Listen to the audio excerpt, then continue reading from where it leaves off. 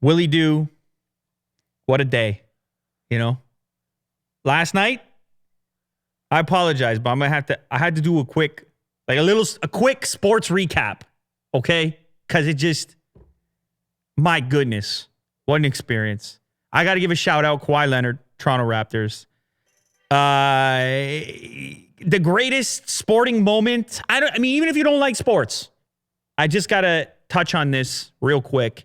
For those of you that don't know or don't follow, Game 7, basketball game last night, Toronto Raptors, Philadelphia 76ers. Game 7, elimination game. Loser goes home. Loser goes for a nap. Loser goes to play golf, they used to say. And this guy, Kawhi Leonard, he puts up 40-plus points, and with less than a second on the clock, hits the most magical shot, arguably potentially greatest shot, the only time, actually, in NBA history that a Game 7 winner was sunk at the buzzer. It was an incredible feat. I just got to give him a shout. Of course, I'm biased. I'm here in the Toronto market. Been watching the Raptors since the Vince Carter days. But it was just a special moment. It got me thinking. I put out a funny tweet. It was meant to be fun. Because last night you either could have been watching that game or you could have been watching Game of Thrones. Nothing but love for the Game of Thrones people. We got him in the house today. Kirk, Game of Thrones. Willie Do, Game of Thrones. So I just said, so you were watching Dragons and Wizards instead of this? I think people were mad at me because I said Wizards. Like there's no wizards in Game of Thrones. Is that correct? No, there aren't. Anyway, what I was trying to say is that this had all the makings, all the drama, all the years in real life, all the buildup that you could ever possibly need. For those of you that don't know about Kawhi Leonard specifically, this guy, he had a pretty tough upbringing. Rough part of California, Los Angeles. His dad was killed. His dad was shot when he was rather young. And I think his uncle actually helped raise him. He just has a really amazing story to bring him to this point. And when I'm seeing that shot go up, I'm kind of seeing all of that. I'm seeing his experience that he had last year. He was injured. He didn't play that much. And to sort of emerge, to time it, to have it bounce the way that it did, to send the other squad home, to pull out the emotion. This is a guy who typically doesn't emote that much. You've seen his interviews. If you have, he has trouble like conjuring up even your basic. He doesn't seem to like interviews, which is fine. Maybe he put all that bandwidth into basketball. It's quite possible. But this is just a special moment. It's one of those moments that is real. You know it's real, but somehow it still feels scripted. It seems impossible that it could occur in real time. And that's the way it felt when I was watching it. So I just had to give that shout out. I'm not going to go too deep. This ain't a sports show. But like, even if you don't like sports, and even if you see a game of basketball and all you see is a couple of dudes playing with a ball, then you got to appreciate the entire story. If you zoom out and you see all the activities and all the practice and everything that had to prepare a person, an individual for that moment, and what it really means, what it really says. When you face adversity, what you can take from this and put into your life, it's all right there if you know what to look for. So forget about the ball, forget about the guys, and just picture the whole story. And picture whatever that task is actually in your particular scope that's difficult when the odds are stacked against you. Because let me tell you something, he had Joel Embiid jumping in his face 7 feet plus. He had to sky that thing in the air. Some people are saying it's a lucky shot. What was the thing, Kirk? What did Shannon Sharp say this morning? Luck is when preparation meets opportunity. I like that better. That seems more productive to me. Anyhow, shout out Kawhi Leonard, Toronto Raptors. We got to go face a real tough squad now. But anyhow, we'll bring us into something technology related to people they care. All right. They're waiting. They're looking. You got something ridiculous here. Louis Vuitton's flexible screen handbags are the definition of extra. I'd say so, yeah. So we are looking at a tech-infused handbag. You know anything about handbags, Will? I mean, if it has that pattern, it costs money. I'll tell you what. I know that. I'll tell you what. If it has that pattern, it costs a couple. It costs remember we talked about the bake sale money? Mm-hmm. That's a bake sale right there. Now it's got screens in it. Everyone's trying to evolve. The flexible OLED screen thing is all the rage. It's not just folding smartphones. It's not just Galaxy Fold. Everybody wants it, including Louis Vuitton, and the fashion world is ready to innovate. I mean, it looks pretty cool. It looks futuristic. It's got some Blade Runner vibes to it. Is there any application beyond showcasing extravagance? Probably not. Now, on the same topic of Louis Vuitton, a lot of people have been asking me to review the Louis Vuitton earbuds, fully wireless earbuds. They're like $1,000, and I haven't pulled the trigger and ordered them yet. But I don't know. I guess you guys can let me know in the comments if that's really a demand. I can't imagine them being that good, though. That said, they are based on a pre-existing set of headphones, I think from a company called Master and Dynamic. And they're just like, they have the Louis Vuitton logo, so they cost more. So they might not be that bad, but probably not worth the $1,000 price tag. I suppose I could take a look. But what is this about? Like, what's happening in the technology world that a luxury brand like Louis Vuitton is trying to jump into it now with a couple of different products? Of course, the bag they were showcasing is part of their 2020 show. So it's not like you can buy this thing right now. And I'm sure if you could, it would be about $1 billion because the regular bag is already a couple $1,000 from what I understand. I don't have one. I don't know. I'm not in that scene, so to speak. Yeah, it seems like this one is just prototype right now. It's just a prototype. AMOLED display. 2 AMOLED displays, 1920 by 1440 resolution. It looks like a couple of iPad minis in there, as far as I can tell. And she walks it down the runway. Is it ever going to be a real product, or are they just trying to say, hey, we're not getting left behind. We're coming with the times. If Samsung can fold a screen, which apparently, I mean, they barely can at this point. We already know they barely can, though I think they will. Then Louis Vuitton, they want to bend a screen too in a different way. Yeah, they want to try something new. And utility is way down the list here. Like a lot of fashion items, it's form first, function later. Unlike the tech world where it seems to be function first and form later. Will's giving me a little example here of the fashion world. The Met Gala. Man, I don't even know. I feel like I'm so out of my league with this that like anything I say is going to be offensive to someone who is in this league, but it's basically a Halloween party. Is it? I can't even say that. Somebody's just like, how dare you? Avant-garde, Jared Leto. There's a lot going on. But, you know, the thing is, it's an artistic outlet. It's kind of like a song or a movie or even a tech product. It's like, it's creativity. So you have to have some appreciation for that, put together something creative and striking. But the whole package is a bit odd. Like we look at it and then what do we take away? I don't know. What do I take away from this dude? Just wildness. Like it's not, obviously, again, the utility is down the list on this one, which is all right. I mean, there's a lot of stuff like that. But anyhow, tech has the potential to interact even in the fashion world, according to Louis Vuitton. And maybe that'll be a big part in the future. Maybe it'll be, like Jack was suggesting, a t-shirt that's just OLED. Your whole shirt is OLED. Your pants. You got like a screen on your thigh. I don't know. What do you do? What are you doing? You're interacting. That's what Will, you always wanted that, Will.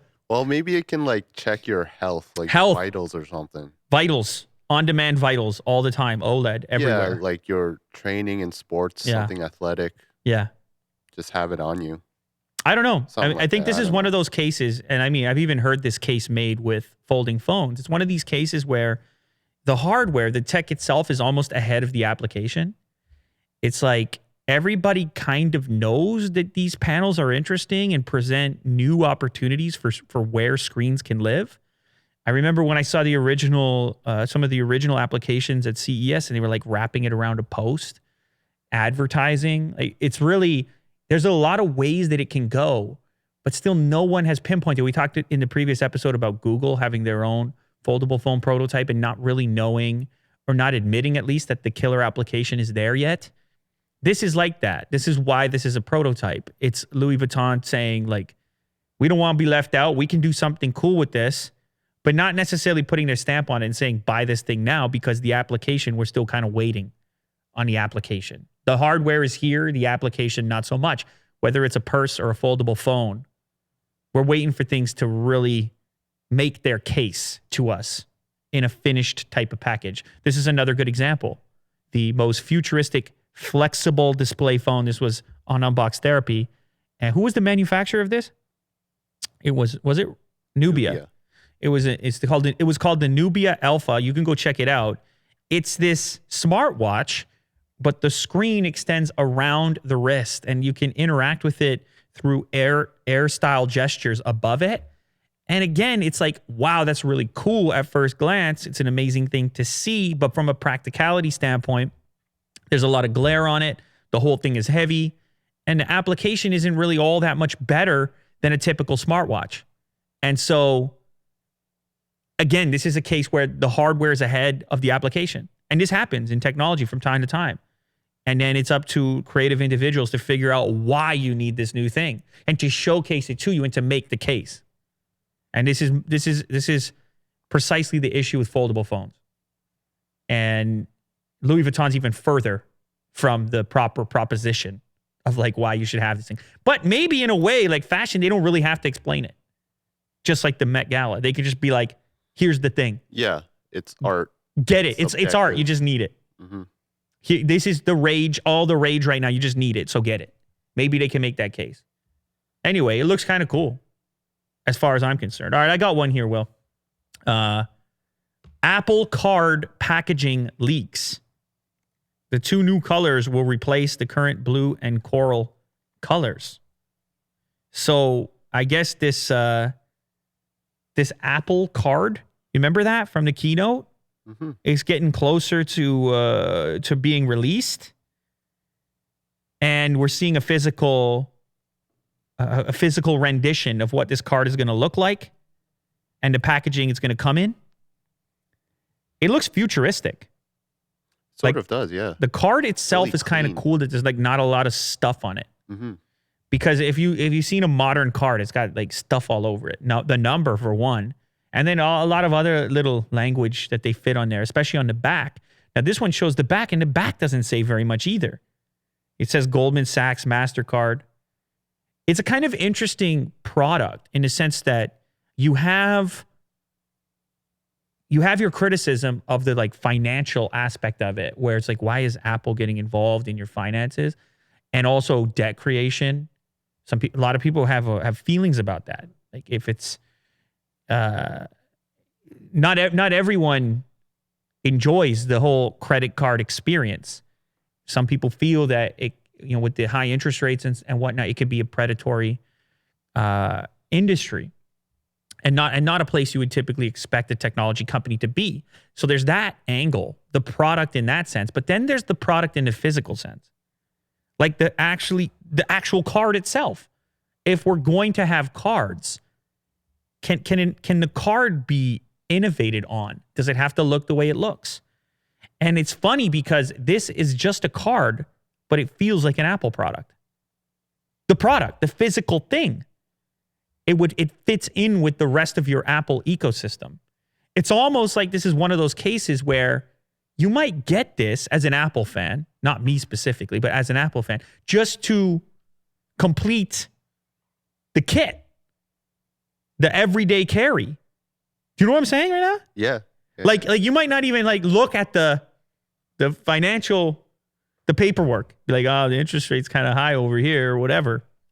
You might not even examine that. You might be less likely to, because you're like, that product rounds out my everyday carry. Because if you think about it, you don't carry that many things on a daily basis. You got your phone.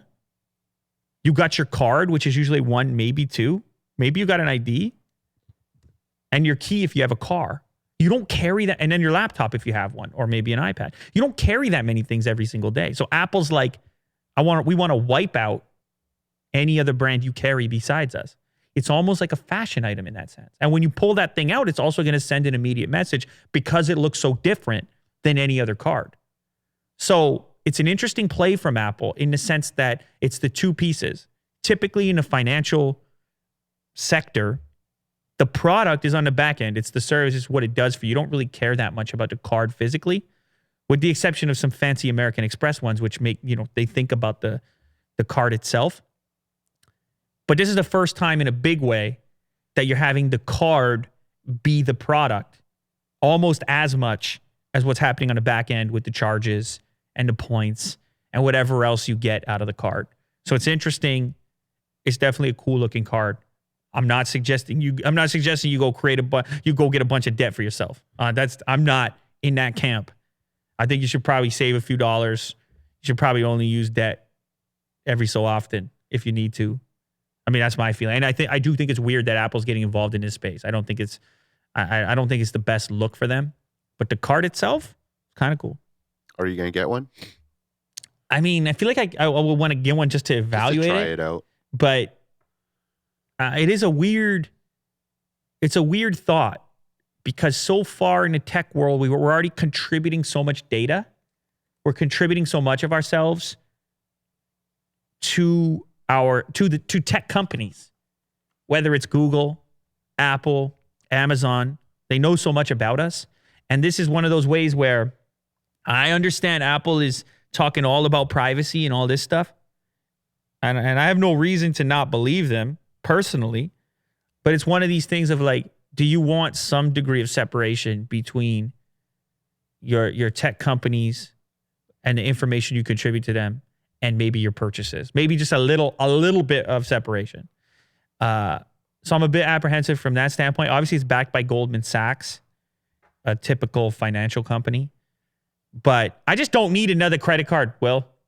And I feel like I'm not alone. I feel like there's a lot of people out there that just don't need another credit card. Mm-hmm. So are they going to cancel a card to get this card? This is a good opportunity to ask the audience. Are you interested at all? Or are you like, man, just like services, I got enough debt. If you got enough debt already, the last thing you're thinking about is your next card. Now, I understand they got some rewards and stuff. And if you shop a lot at the Apple store, there's some perks to this one. But I don't know. The whole thing just has a weird flavor to it. Because here's a company, Apple, that brought us the iPhone. And now they're giving you points on your card. It's just, I don't know. It's weird. I don't think it's ever going to be less weird. Even once I start to see these things out there, it's still going to feel weird to have Apple responsible for your finances in any kind of meaningful way. But maybe it's the future. We'll have to wait and see. I got another story here. TV networks emerge as obstacles on YouTube's hunt for ads.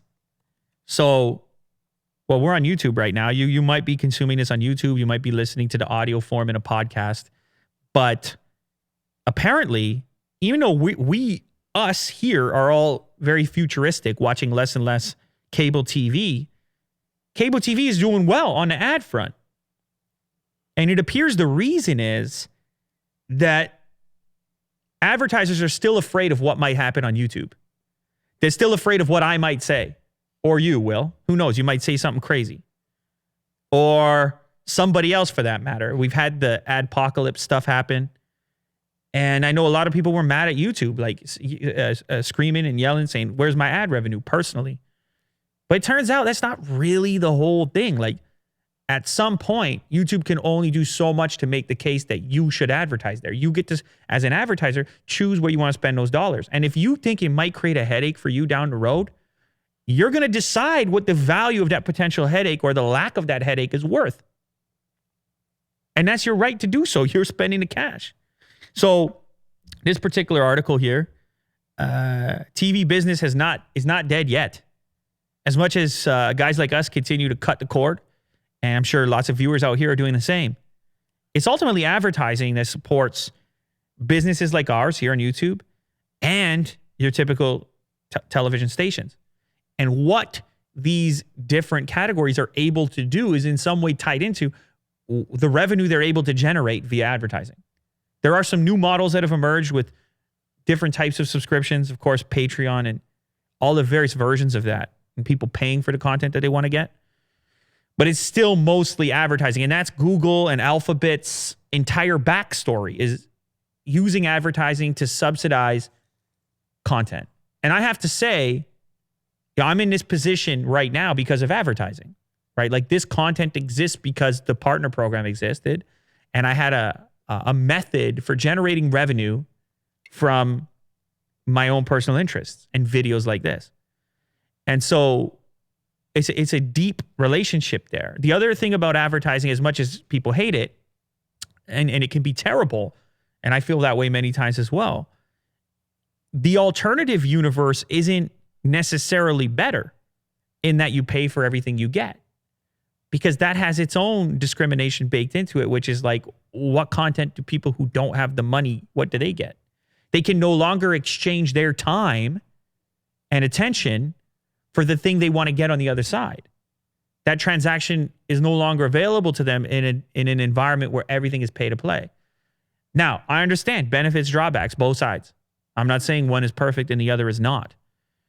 But in the meantime, advertisers are not spending probably as much as they should from a CPM perspective on YouTube, opting instead for your standard NBC, CBS, Viacom stuff.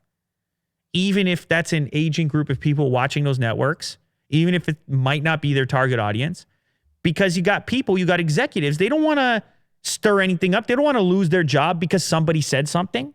That's a nightmare. They got to go home. They got to bring the kids to ballet and baseball practice. And so a lot of this just comes down to this, how easy it is to just continue, let the ball keep rolling on the TV department. And you can see here, they like, what is the one? Carpool karaoke. They love it. It's safe, pristine. I think the word pristine is used here. Yeah. The Late Show with James Corden. So that goes out on CBS, I guess. And then the clips end up on YouTube. And they don't mind spending money there because they know it's pristine. Now, I know there's a lot of people angry out there, content creators and audience members, that are like, look, I want to watch what I want to watch. I want to watch something that's mature, for example, or maybe slightly unsavory. And I want to support that. And I think the ads should be there. And I'll even buy the stuff that's in the ads. There's a lot of people out there that might be willing to say that. But you're not the one ultimately that calls the shot on that, even though it feels like you should be.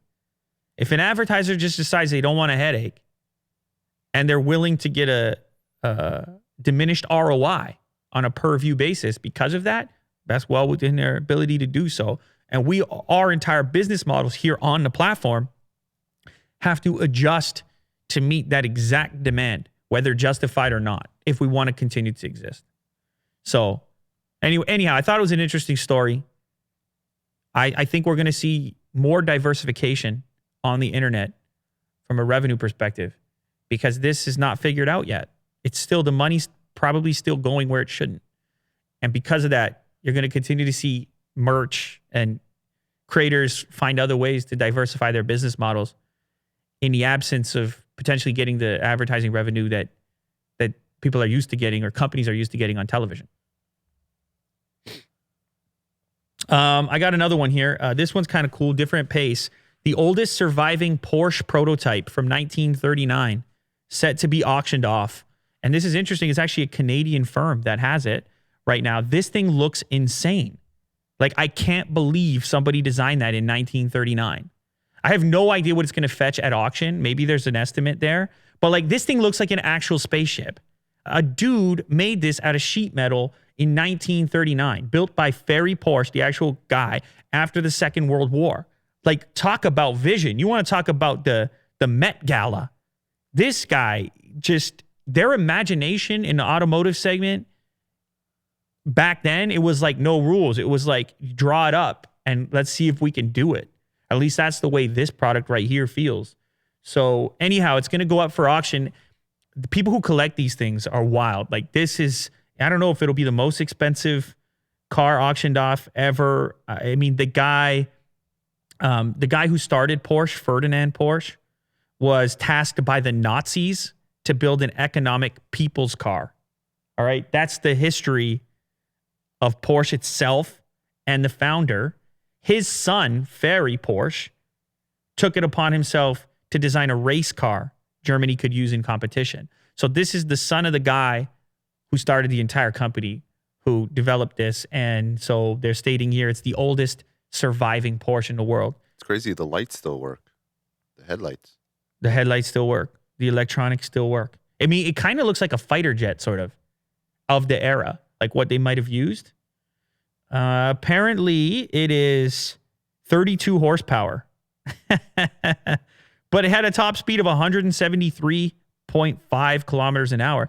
Maybe because of how aerodynamic it is, it could just continue to... It doesn't look like it has a lot of drag on it once it picks up steam.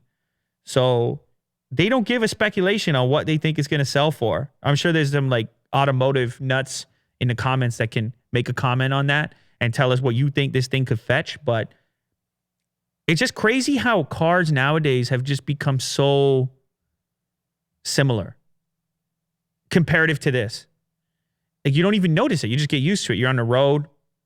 All these cars look alike.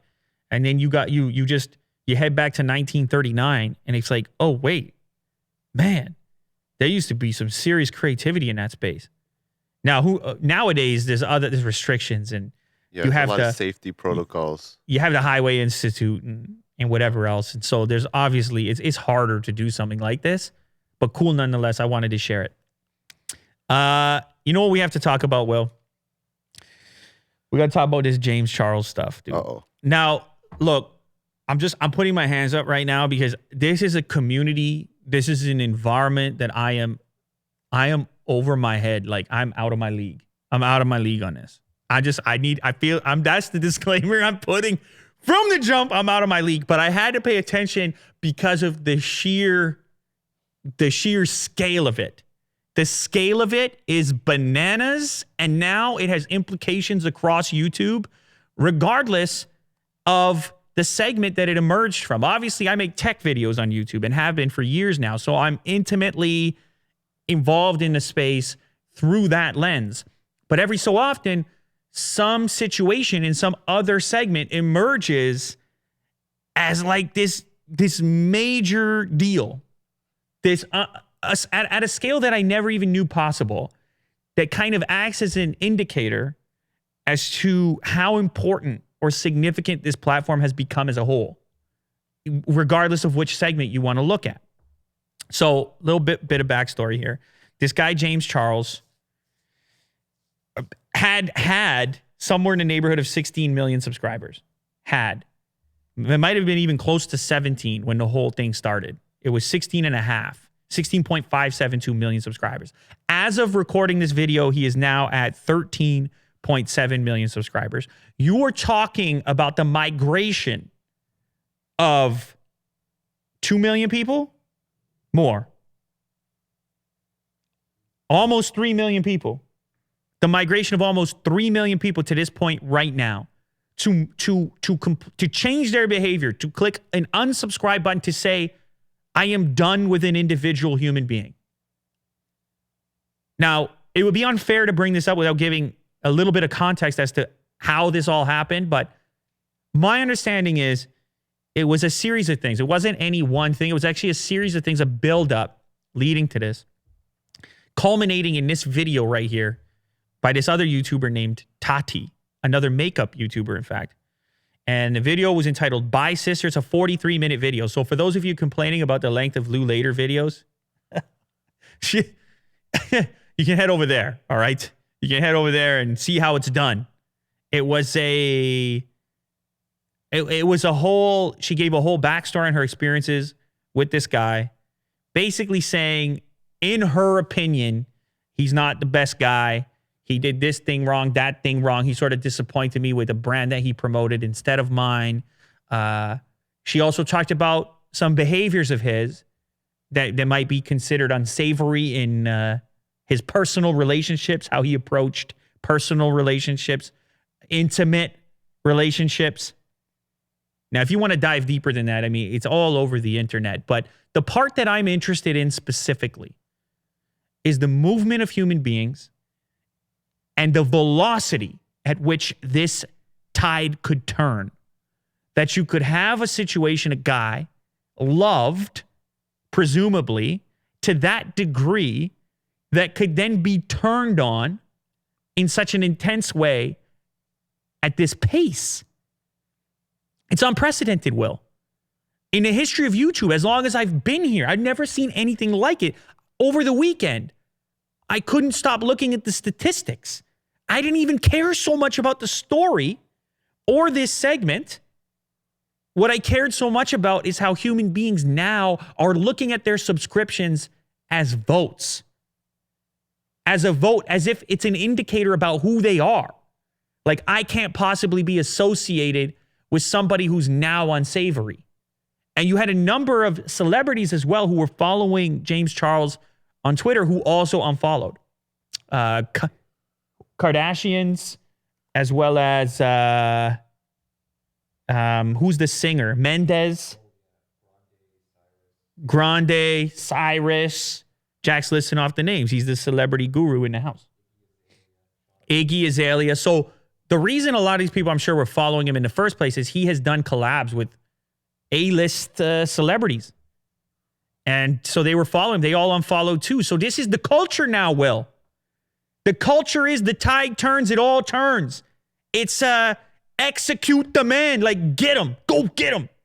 It's heavy now. It's very intense. And I wonder if at this point, even the girl who really hit the gas on this one, Tati, I wonder how she feels about the consequence. Because go to her Social Blade account, and what you'll see is she absorbed all the James Charles action. I am not lying. She added 2 days. She added over 1 million subscribers. I've been in this game for forever. I never saw it. She actually went out there and sucked this man's life force. This is some superhero Marvel type stuff. It's bananas that this kind of exchange could take place. She went over there and took those people. Somehow. If you look at the relationship, it's almost the exact same number he lost that she gained.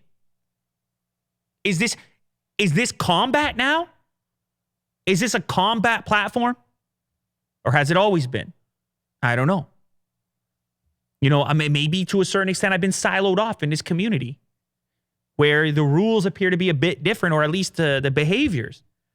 But over here, I mean, everybody seems to be relishing in it. Go get this man. Get him. I think it's important to note that guy, James Charles, whether you love him, whether you hate him, he is 19 years old. I'm not making an excuse. He's 19 years old.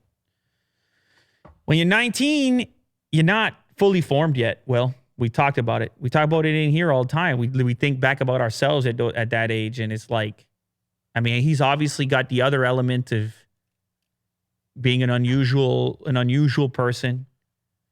At 19, I'm not making excuses, but the Tati girl, she's 37, and they were friends previously. And I feel like PewDiePie mentioned this in his video. I feel like that's an important thing to know or to remember. I don't really know. It's like, it's something to consider when you pile on, when you give your 2 cents, when you want to watch the thing burn. I think it's worth considering. I don't know what the guy did specifically is a bit convoluted when you watch this video, but he's obviously rubbed a lot of people the wrong way. Absolutely. No excuses on that front. But other people on YouTube, for those of you that don't create videos for YouTube, you might not know, but like what happens is people take notes. Will, you popped open the Social Blade like kaboom. You knew where to go. And that's the daily thing. We're in this business. We live this life. Like, we have to survive. And so people check stuff like this. You do this as a profession. You watch what's happening on a platform. You see where things are going, the behaviors that are taking place. People are going to notice that she absorbed him. And they're going to say, I'm going to do the same thing. Yeah. So apparently Tati's like really well known in the industry, the makeup industry. Just wondering, like, if James Charles is going to come back from this. Is his career over? So her video, 30 million views, 35, by sister. His video, 30 million views. Apology. No one liked his apology, apparently. like the like to dislike, 2.4 million dislikes. No one bought the apology. That's another whole genre of YouTube. Unbought apologies. Remember the Lisa girl or whatever? The person comes on, they give the apology, and people, it's not a good enough apology.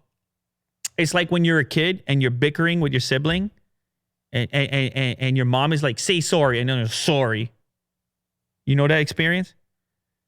Jack knows the experience. And you're like, no, say the real sorry, man. Mean it.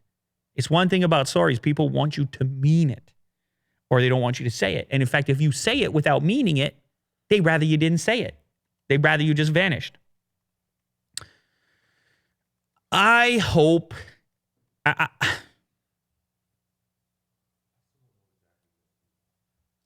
what he did wrong? So he promoted a competing product of hers. She felt like she helped him a lot. And he promoted a competing product. But he came out and issued a statement in which he apologized. Actually a pretty nice statement. And she still went in on it. And part of it has to do with this accusation that another guy made that he was trying to get with him, even though he refused. The other guy. He said, look, that's not my thing. That's not my cup of tea. I don't think it's really important, Jack. I know it's easy to get caught up in it. The key piece for me is the human behavior around it. This need to detach yourself. Is his channel any less useful to them? Whoever signed up a day later? Is what it does for them any different? No. But what is different is their association and how they feel about their vote. And when it comes to the influencer marketplace, it's part of this emerging culture, the idea of canceling people. You're canceled. It's a whole trend. It grants power to the end user, to the individual consuming the content. It allows them to decide who's canceled, who's not, what they agree with, what they don't, and they can keep voting. It's like a live, dynamic vote that they can say, I'm no longer with that. Now, I'm not saying that that's a bad thing or a good thing. It seems like an inevitable thing. So long as we have numbers attached with success, actual followerships, then these things can be militarized, weaponized. It could become a part of the tactics of the greater ecosystem. I honestly can't imagine a circumstance in which another YouTuber could lose this many subscribers. This guy has lost more subscribers than many big channels have. The sheer exodus of individuals is absolutely unprecedented in my experience on the platform. And that's the key takeaway for me, is that these are not subscribers anymore in the sense of they're subscribing to see the content, but instead these are nominations. And the people that are nominated become representatives that can be unnominated. That's how the unsubscribe is being used. There's entire channels, Will, on YouTube that show, you can put it up right now, show Tati's subscribers going up and James Charles subscribers going down. You'll see it. It's been live the entire weekend. There's many of them, in fact. And this is all it is. This is the entire channel. And they put music on and people chat and they're like, they just want to watch it all burn down. You have the starting sub count there. It's entertainment. It becomes entertainment. It's like the Coliseum. Stick them both in. See who emerges. It's a battle. It's like sports. It's like entertainment. They are real people. Those are actual human beings. As much of an act as they might put on, I'm not sure. But they are actual people. And so my thing here is, what is my thing, Will? It's such a conflicting feeling. Like, I like the idea of being empowered to choose who you support and you don't support. But I feel like at times there's a bit of a knee-jerk thing that goes on. Without making any excuses for anyone, there's a bit of a thing where the act can be fun. The act of hate can be a fun thing to engage those evil forces in yourself. To say, yeah, you know what? I don't like that guy. you know, or girl or otherwise. And it almost, if it continuously happens, it encourages a particular thought process. In your regular life, do you cancel people? I don't know. I mean, maybe if somebody does something terrible to you, you might. But a lot of times as well, you also give people chances. A lot of times as well, you accept an apology. You know, so it will be nice to see a little bit of balance in the territory.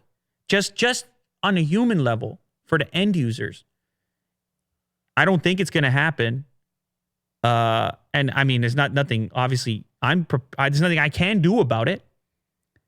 But a little bit of balance in this department, I think, is better for the users, for the actual people consuming the content, to not just relish in the destruction of somebody else. Now, look, if you're just like, hey, I don't want to be associated, that's one thing. But if you relish, that's a different thing. That's my point. You don't necessarily want to take joy in other people's suffering, is what I'm trying to say. I just don't think it's the healthiest thing for you as a person. There's maybe some circumstances where retribution is called for, very extreme circumstances.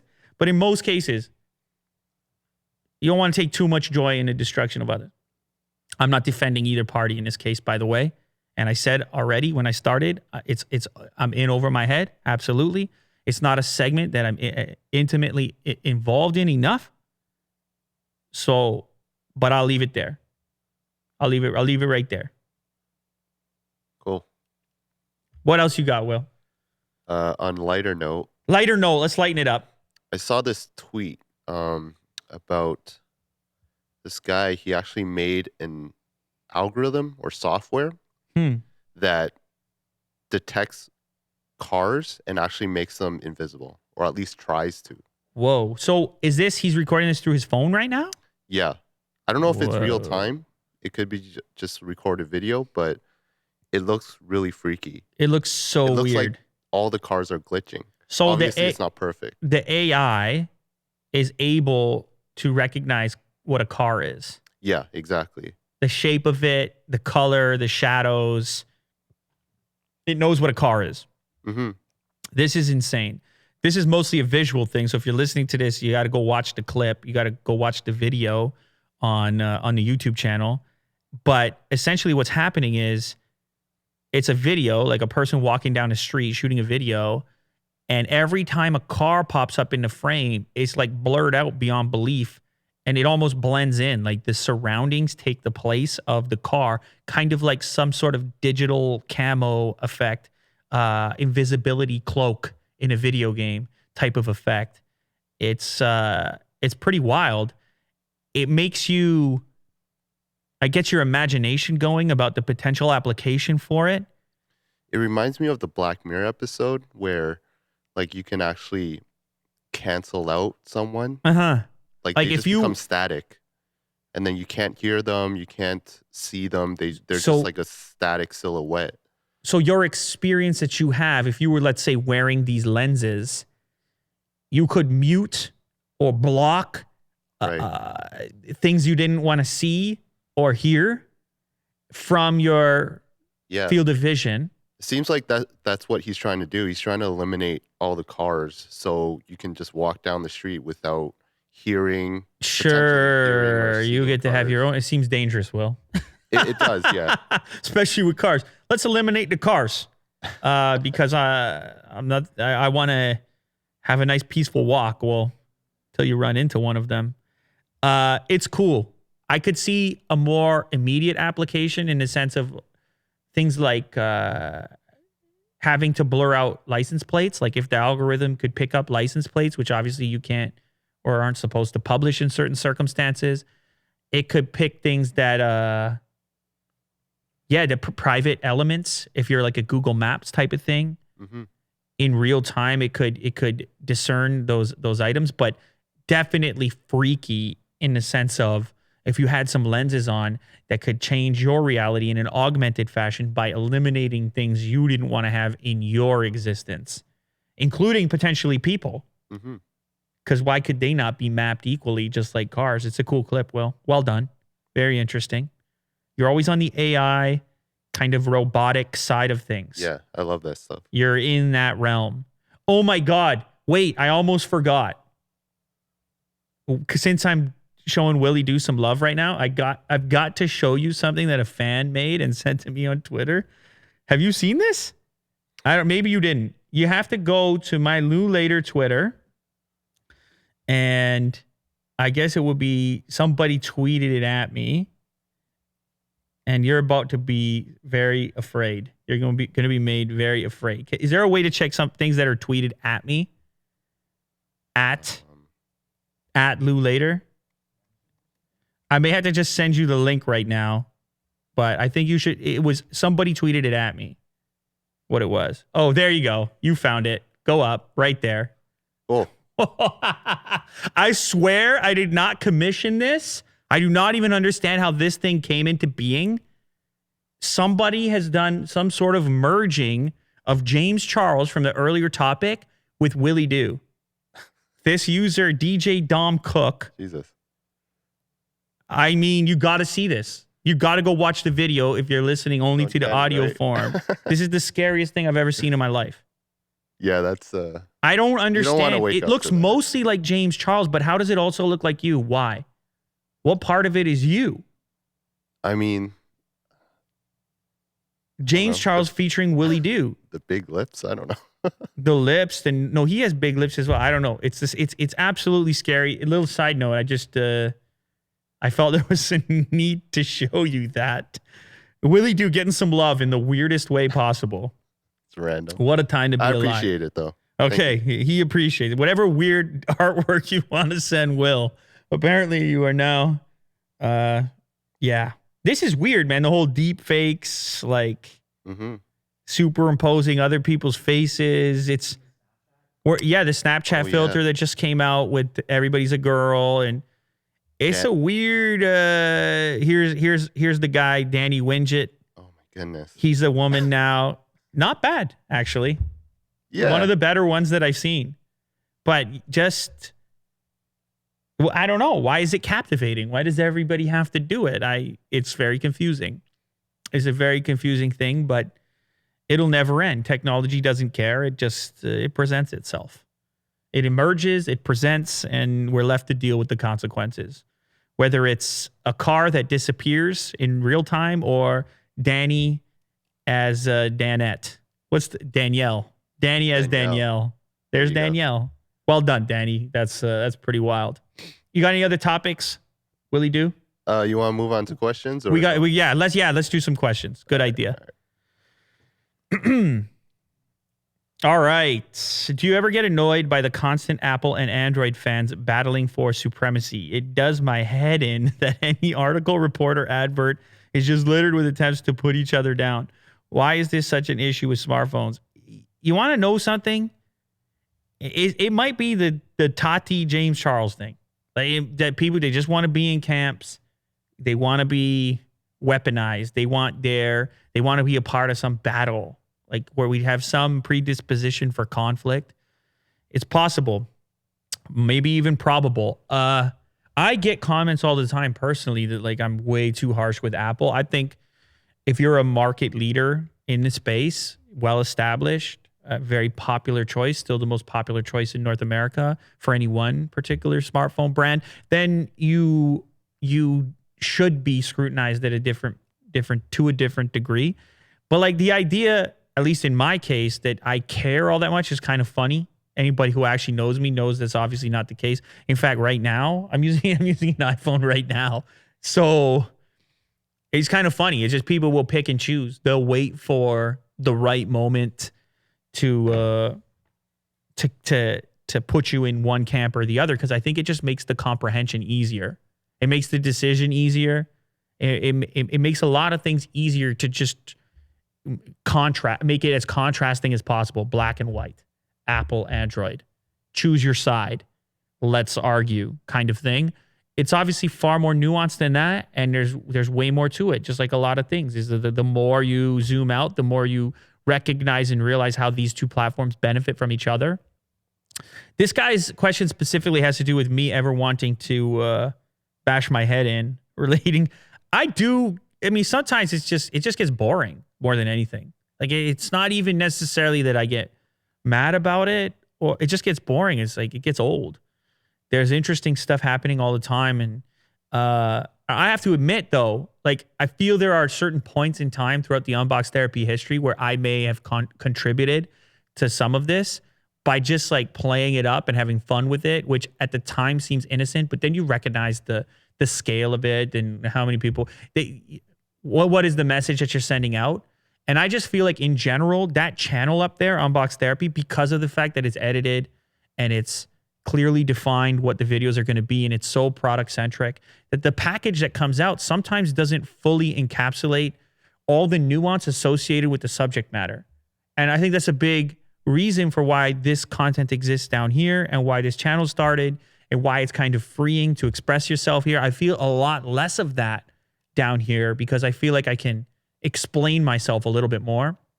So there's probably some content that I wouldn't make today, now knowing how important it is for me to fully explain myself to get the most comprehensive message across possible. And you just can't sometimes fit that into a headline, and you can't fit that into a 5-minute package sometimes.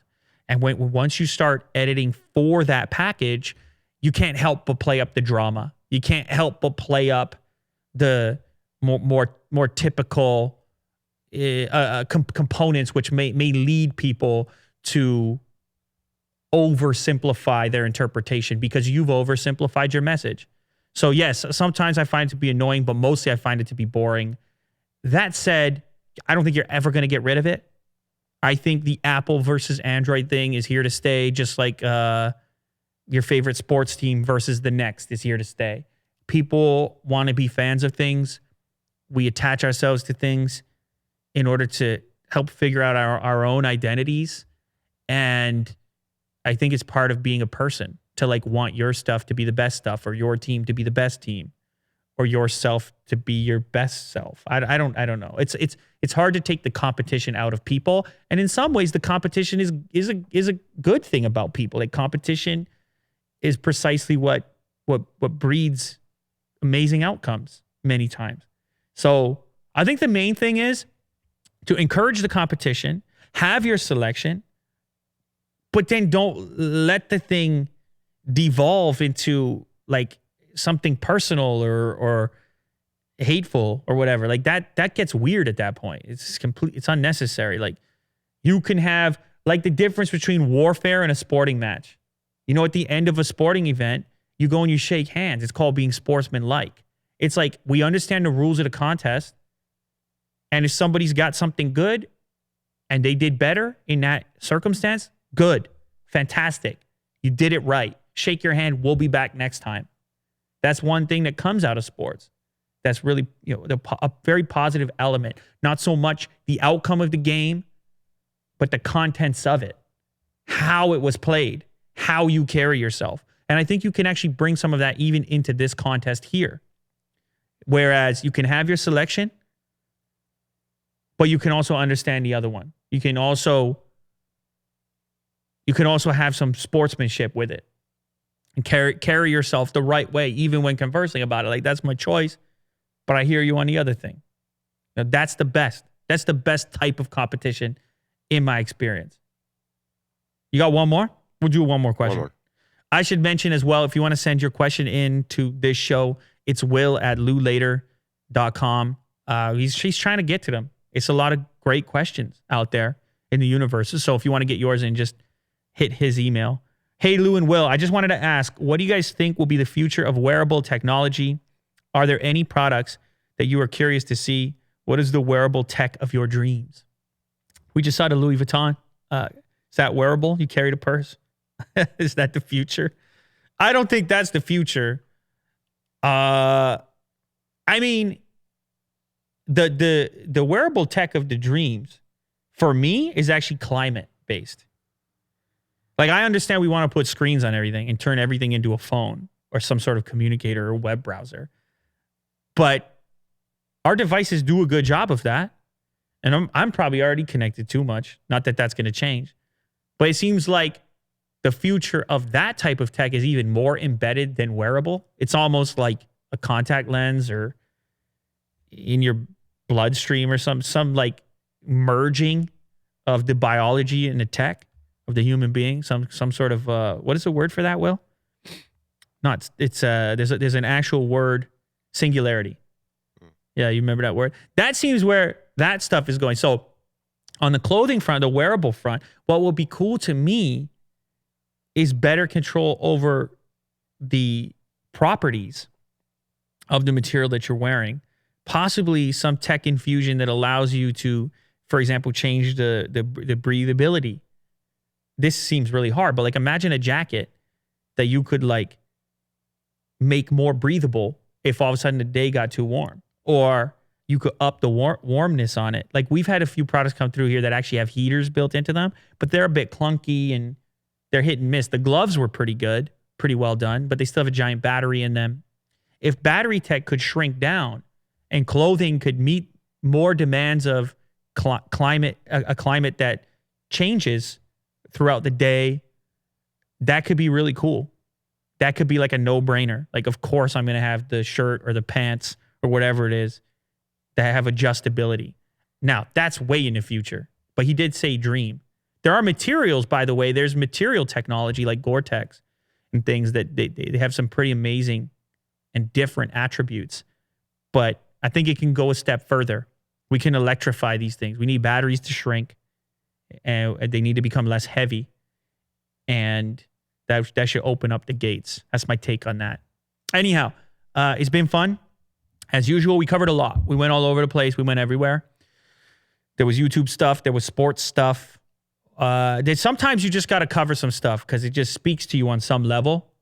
And there's always going to be a tech focus on this show specifically. And I feel like there are tech elements even to these other stories because YouTube itself is a tech platform in the sense that they're always experimenting with us just because it's software and algorithms. There's some pretty sophisticated stuff going on. And so the James Charles story, for example, I'm looking at it from more the implications, like the what it means for the platform as a whole. You know, you got to believe that algorithms are already examining this stuff, figuring out how to suggest, what is going on. Like what, they got 30 million views. Both of those two channels are doing bigger numbers than they've ever done. You're looking at, on his channel, he goes from about 2 million views a day, maybe 1.5 on it as an average, up to 20 million views the last 2 days, already 7 million today. And the same thing on Tati's channel. So it's unprecedented times. The implications here are massive. And I just feel like it's worth the analysis, even outside the realm of the back and forth drama just between two human beings. Like, look at what happened. The real story in this case for me is behind the story. So we covered that. We covered a lot. It's been wonderful. It's another day. Today is Monday. Are we going to be back tomorrow? Why not? Let's do it. There you have it.